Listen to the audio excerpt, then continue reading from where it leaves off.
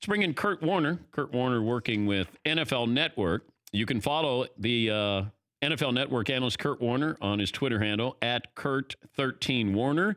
And he's live from Giants training camp today. And you can see his reports on NFL Network. Kurt, thanks for joining us. Is there a quarterback controversy with the Giants? No, there is not a controversy yet. I'm going to say yet. No, come on. This is Eli Manning's job. I think the bottom line with this whole situation is how the team plays.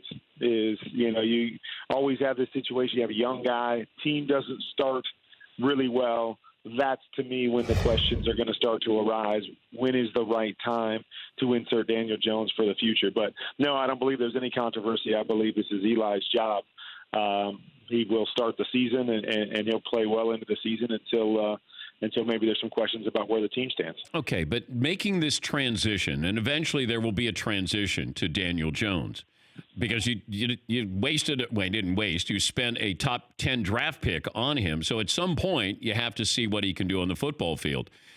Try to troubleshoot this, Kurt. Where do you think we see maybe a transitional moment where the Giants find out what they have at quarterback? I mean, I think the perfect scenario for the Giants is to play Eli Manning this year or however long that is until it's time for him to move on, and then you move to Daniel Jones. I don't think anybody wants to insert the young kid for Eli Manning in the middle of a season. I don't think that's the way they want to usher Eli Manning out. But like I said, a lot of it is going to depend on the pressure that comes when you're struggling as a football team, or if Eli is struggling to some degree, and then you have to fight that battle. And it's so different because you're talking about a Giants icon. You're not talking about a situation like I was in here so many years ago where I was a guy that was just keeping the spot warm until they felt it was time. This is a completely different situation that's a lot more sensitive than just, hey, first sign of anything, let's put Daniel Jones in. That's not how it's going to work. So I think the Giants would love to have Eli play 16 games and then be able to reassess it going into next year, so you don't have to make that sticky transition from the icon guy to the young guy. Do you agree with the Giants that taking Daniel Jones, that was something that they had to do? They couldn't pass on this guy? I don't believe it based on what I saw in college. I don't think he was a guy that a must-have type guy. Didn't possess certain things that you say, wow, this is a once-in-a-lifetime type guy to get him at number 6. But, a lot of that isn't determined yet. A lot of guys have to grow and become different guys when they get to the NFL than they were in college. But just based on what I saw, I wasn't necessarily wowed with his college tape to the point where I go, oh, this guy's a top 10 or a top 6 pick in the NFL draft. Yeah, but it feels like the Giants are moving on, but they're still stuck in neutral here by having Eli out there, Kurt. I don't understand what they're doing. And as a fan of a team, all I would want to know is tell me what our game plan is, that we have one. And I don't know if the Giants have one. If you keep Eli in there for 1 year or 2 more years, you've gotten rid of Odell Beckham Jr. You got rid of some personalities there, and I have Saquon Barkley that I don't want to waste his good years in these seasons where we're going to struggle to win 6 or 7 games. Yeah, I understand exactly where you're coming from. The problem just becomes how do you deal with Eli? Has he not earned the right to finish and kind of write his own ending if he can still play at a high level? If he's equal to or better than Daniel Jones, does he not deserve the right to be able to play that thing out? Or are you just saying, hey, we drafted this guy, doesn't matter whether he's the best guy or not, we're going to play him? I just think that's a sticky situation when you're talking about a giant Hall of Famer like Eli, a guy that spent so much and won 2 championships. I know, and he's done well in the postseason. He's not a great regular season quarterback, and I don't know if he's going to have numbers where you're going to, keep the barbarians from the gate calling for him to be benched here. I think the Giants, it's a classy organization, but you can't put one player above everybody else in the future of this team. And either don't spend that draft pick, Kurt, or just say that Eli is our quarterback. One way or another, but I just don't think you can do both.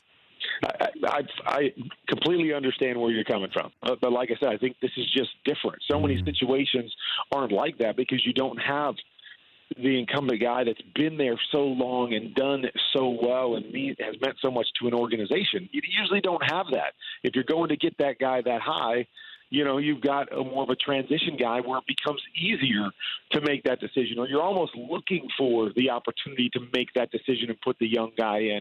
I just don't know how you deal with that with a guy like Eli Manning. I don't think you can sit here and go, okay, let's wait for him to slip up and then throw Daniel Jones in. I just don't think it works that way with where the Giants are right now. One other item I wanted to ask you has nothing to do with the Giants camp, but it was a couple of years ago where there was a report there was going to be a movie made on your life. And I don't know, where does that movie stand, that script stand? Is there going to be a movie based on Kurt Warner? I'm not going to hold my breath. We're still actually working on it. That's with some writers again, actually last week. And so piecing it together and trying to get the script right. And so it can happen. But, with this Hollywood stuff, sometimes it takes longer than we all want it to. But it's still in the works, and it's still moving forward to some degree. But, again, I'm not counting my chickens until they're hatched. Wait, who's going to play you, Kurt? Who's? Doesn't a lot of it depend on when we actually get this movie done? Can't think it right now if it's not going to get done for another 7 or 8 years. So once we get that script, I think we can kind of start to streamline who we might want to play the different parts. And I don't know if Bradley Cooper can throw a football or Ryan Reynolds, but I'm guessing your wife would probably want someone like that to play you. I'll take either one of those guys. It sounds good to me. She would love that as well. Oh, the other item I saw, and I was going to ask you about this, you don't have Russell Wilson as one of the top 5 quarterbacks in the NFL. Is that correct? Yeah, I did not on my list this year. I actually had him tied at number 5 with Big Ben, but for TV, I gave Ben a slight edge over Russell. But, you can ask – when we talk about quarterbacks sometimes, I always say there's no quarterback in the league that I would rather have 2 minutes to go in a game than Russell Wilson. Now, that doesn't mean I want him the rest of the game because I think there are times when he's not a guy you can load up and make him pass all the time.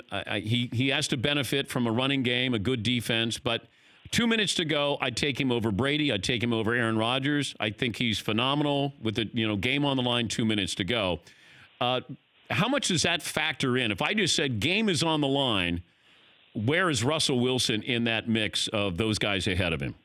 That factors way in. I mean, I would. That's one of the categories I always look at is how are they in the biggest moments. And I agree with you 100% that Russell Wilson is one of the best 2, 3, 4 quarterbacks in the league in the last. He's a winner. You keep the game close, which he usually does because he doesn't make a lot of mistakes. And you're right, put the ball in his hands, and he's going to make that special play to give you an opportunity to win. And so that's way up on the board. I think, kind of like you said, it's the every down, every situation, passing type situations that I think knocked him down a little bit for me. And I always say I'm always biased too because I play the game a certain way, so I see the game a certain way. And so I think sometimes these running quarterbacks or athletic quarterbacks that do some of those extra stuff, I'm not sure I weigh that as heavily as I should because I see the game a little bit differently. But I agree with you. As far as a winner, there's not too many guys in the league that I would choose over Russell Wilson. If I said you had to take Carson Wentz this season or Cam Newton this season? Wow, that's a great question. I'm probably going to take Carson Wentz. I think my biggest concern is just Cam and health. He's taken so many hits, and you're coming off a shoulder surgery. That always worries me as a quarterback. And Carson, what he was a couple years ago, I think now at a year under his belt, I think he can get back more to that form. So that one's a close one, but I would probably just lean towards Carson just because of the health factor. Good to talk to you, Kurt. Have fun. Play nice there at Giants camp. All right, man. Good to talk to you, too. That's Kurt Warner. You can see his report on NFL Network starting at 3 Eastern as they're taking a spin around all the training camps there. For more Dan Patrick Show, tune into Audience Channel 239 on DirecTV. Stream for free on BR Live or download the Dan Patrick Show app.